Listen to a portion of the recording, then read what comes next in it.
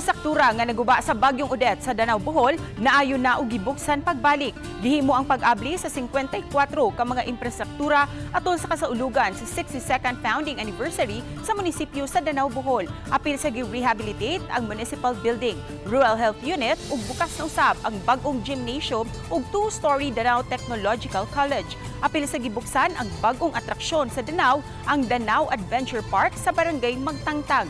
Dinhi mamahimong mag-zip bike ug dinhi makita ang giant swing, gawa sa cliff diving ug zip line. Anam-anam na usab nga gidayo ang Sea of Clouds ug ang Kapiskay sa barangay Concepcion.